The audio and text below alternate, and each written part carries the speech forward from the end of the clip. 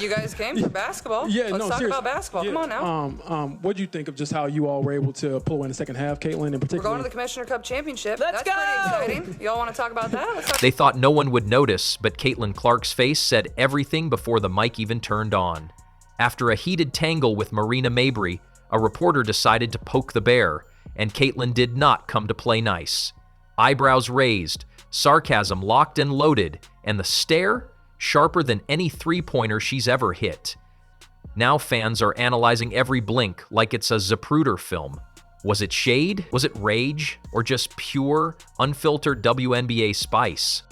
Caitlin, when your head coach came out with a statement today saying she denounces all the racism that some people have felt in this league, players, trolls online, all those things, as one of the biggest stars in this league, what are your thoughts on the things not only your teammates have to endure, but just the entire league? And obviously, you spoke on this before, but just now that your coach and your GM are talking about it as well.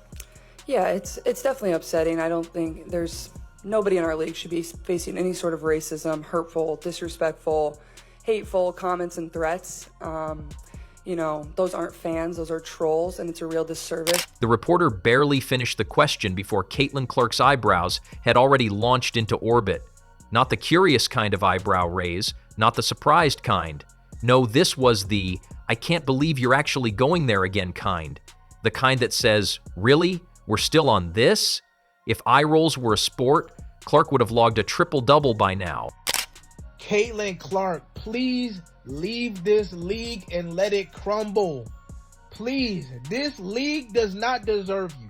All this hate from these black people, all this hate from these lesbians, these people in the media, just go play basketball somewhere else. Your fans will follow you. We will follow you wherever you go. But let this shit crumble and burn to the fucking ground, man. Let the viewership drop below 50%. Let them lose hundreds of millions of dollars again, man. Let them go back into fucking irrelevancy. Nobody giving a damn about none of these players. Just leave. Because of course, they didn't ask about the points she dropped, the clean passes, the actual game. No, they reached straight into the grab bag of lazy journalism and yanked out the same overcooked narrative. Heated moment, Marina Mabrey, league targeting you, rinse, recycle, repeat. At this point, Caitlin's got to feel like she's trapped in a poorly written soap opera, where every episode ends with her villainized for existing too loudly. This is a public announcement. I need everybody to stop what they're doing and listen up.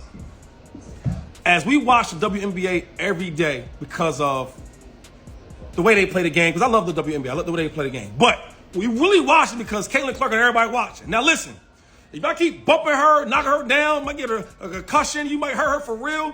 For 2 weeks, she was done with like a hamstring. She was down. 55% of the viewership was down. She comes back the next game, it's about 3 million viewers. Now, let me tell you something. Growing up in the hood, they teach you this. Always protect the money. Y'all keep hurting her and all that. She going for a year or two.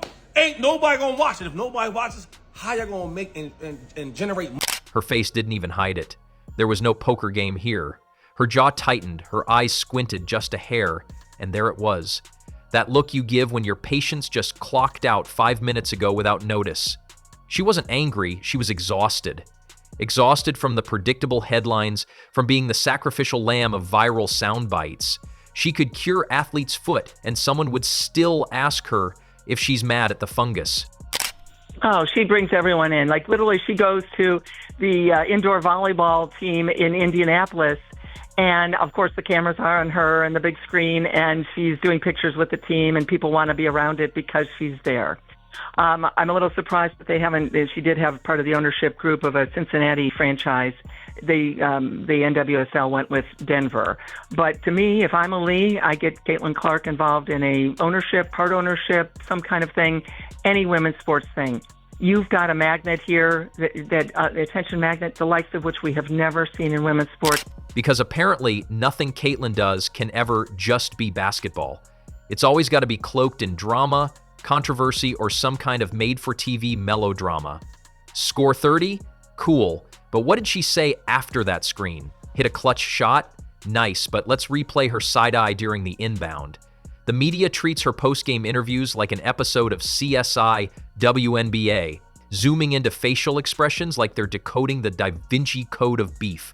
And don't even get started on the way they try to paint the whole league like it's got a dartboard with her face on it. Caitlyn can't so much as adjust her headband without someone somewhere spinning it into an anti-Clark conspiracy. Look at the ref, he blinked twice. Clearly a signal to sabotage. They act like there's a secret society meeting in a candlelit locker room where everyone plots to trip her during warm-ups and steal her Gatorade. But you know what really fries the brain? These same reporters will act shocked when she looks fed up, as if anyone would be thrilled to sit through a press conference designed to spin your literal breathing into backlash.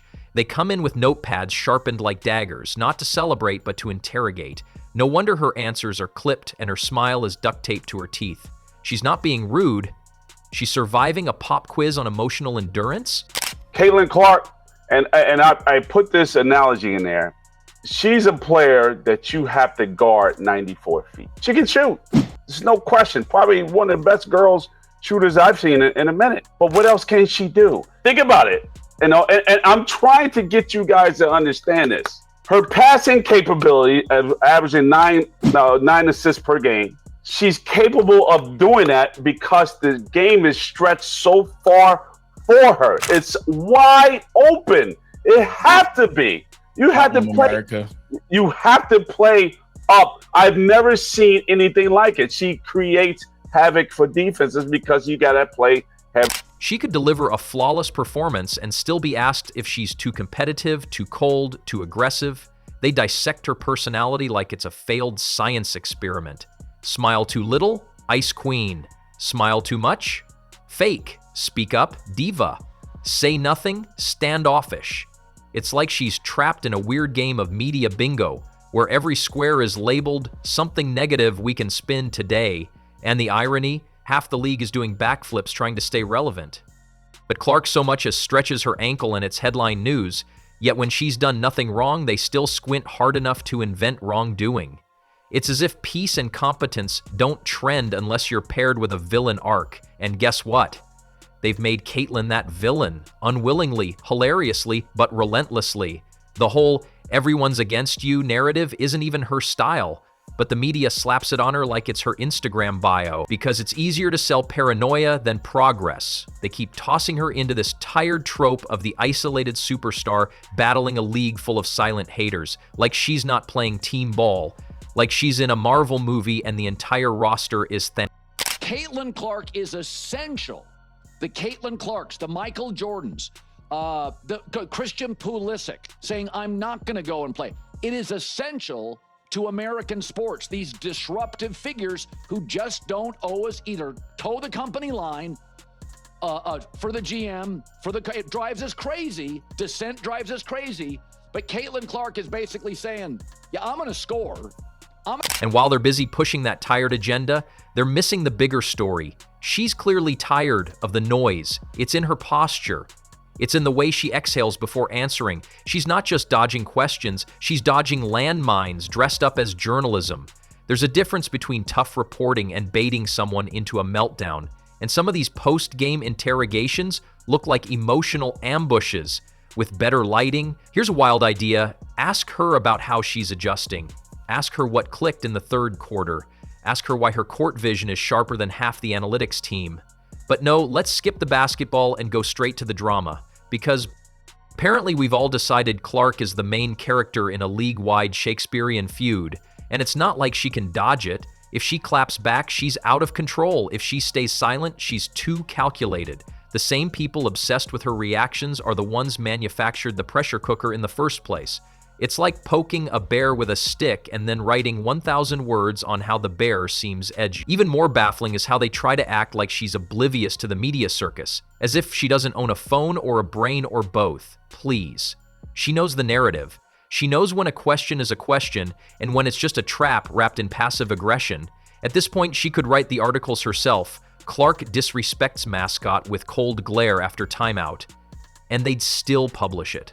Merchandise sales for the WNBA have reportedly increased by 500% since her arrival, with Clark merchandise leading the way.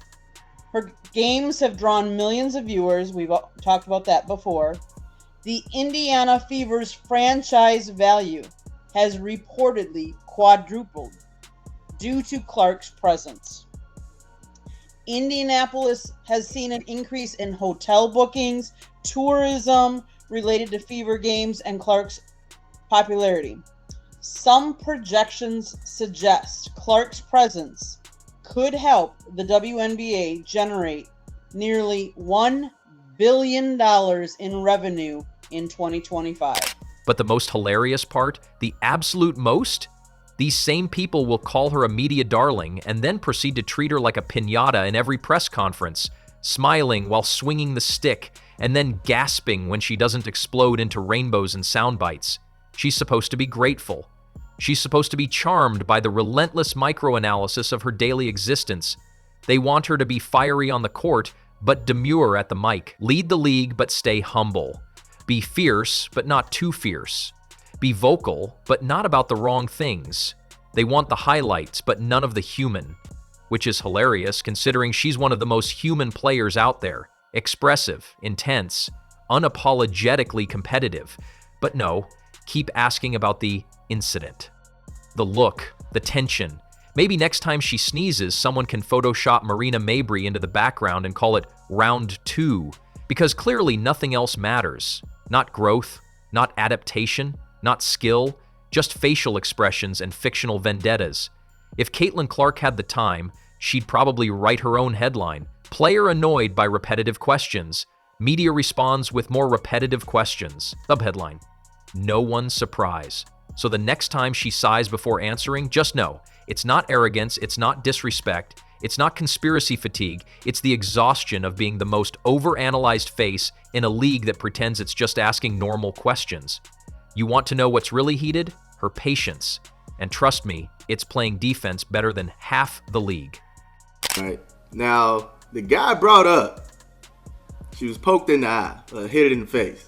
But Monica absolutely ignores that, right? And has nothing negative to say about Marina Mabrey shoving Caitlin Clark over.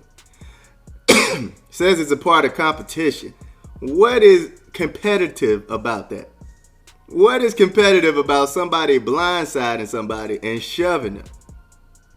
Now, mind you, she also didn't even acknowledge that Sheldon actually walked, after poking Caitlin in the eye, she walks up to her and like bumps her chest on Caitlin, which is why Caitlin shoved Sheldon off of her. And just when you thought the reporter might switch gears, might pivot ever so slightly into, oh, I don't know, basketball? He hits Caitlin Clark with another angle about that so-called heated moment. Not a single nod to defensive schemes, not one question about rotations, nothing about the clutch adjustments her team made down the stretch. Nope, because clearly, actual basketball isn't spicy enough. What the people really want, apparently, is tabloid-tier drama disguised as post-game analysis. Not once in that whole exchange did the word team even slip out. Forget asking about strategy, forget acknowledging the playmaking, the discipline, the resilience. Now let's keep poking the hornet's nest and pretend we're doing journalism. The whole thing was less of a press conference and more of an audition for Real Housewives of the WNBA. If this man had asked one more question about tension or intent, Caitlin might have turned into a statue just to end the interview. And that's the real joke. This isn't a one-off. This tired act plays out on loop like a broken record, narrated by someone who's never dribbled a ball or watched film. Because when it comes to officiating, it's suddenly radio silence. When refs miss obvious calls, when things go sideways on the court and impact the outcome in glaring ways, guess what? They vanish. No press conference, no grilling, no sweaty lights. The officials just pull a Houdini, slip into the void, and reappear at the next game like nothing ever happened. The jealousy is real. The jealousy is real. You know, this damn dump just can't get out of its own way. Yesterday should have been a celebration in the WNBA. Celebrate our missed layups. Even though the celebration was an illusion that masked the serious problem facing this league. You want accountability? Good luck. The players get dissected like lab frogs, but refs, they operate in an alternate universe where scrutiny is a myth and responsibility dissolves on contact. Caitlyn could get hip-checked into the third row, and the question wouldn't be, why wasn't that called? It would be, was she being too intense? Because nothing screams productive journalism like blaming the bruised for being in the way. It's exhausting. The officials make baffling decisions, and yet the only people forced to answer for it are the ones getting elbowed. And if Caitlyn so much as side-eyes a ref, suddenly she's problematic. The league doesn't even let us peek behind the curtain. Are the refs being held accountable? Are they sitting in a room post-game with management asking, hey, why'd you let a WWE match break out in the paint? Or are they just high-fiving each other and heading to Applebee's? It has to get better. Not in a vague, wishful thinking kind of way, but in a, hey, let's actually do our jobs kind of way. Because if this continues, if the officiating remains as transparent as a fogged-up mirror, the league will suffer, not just in credibility, but in morale. The players feel it, the fans see it, the optics are awful. And trust me, optics matter when your camera crew zooms into Caitlyn Clark's soul every time she blinks too fast. Came to blows, okay? It was a lot going on. The Indiana Fever was able to defeat them in that game, but Sophie Cunningham said that she has gone too far. This is not the first time that people have accused Sophie Cunningham of just, doing way too much, being too physical, almost being an aggressive bully in the WNBA. And people are now calling for Caitlyn Clark, as well as Sophie Cunningham, as well as Marina Mabrey, and as well as JC Sheldon to get flagrant 1 fouls. Now, I'm going to tell you in this article what exactly the WNBA is going to do to all the ladies above. She's over it. You can L. Not in a dramatic, walk off the cont sort of way, but in the I have memorized this entire circus and could recite it backwards kind of way. And yet, somehow, she still manages to lace her shoes, step on the court, and conduct a basketball clinic in the middle of all the nonsense. The game slows down for her. Her court vision remains pristine, even while the media is trying to paint her as the villain in a drama she didn't write. Caitlyn's got that rare ability to compartmentalize chaos and extract clarity. While the narrative explodes around her like popcorn in a microwave, she's out there throwing no-look passes and splitting double teams. She processes the game like a chess master and reacts like a fighter pilot.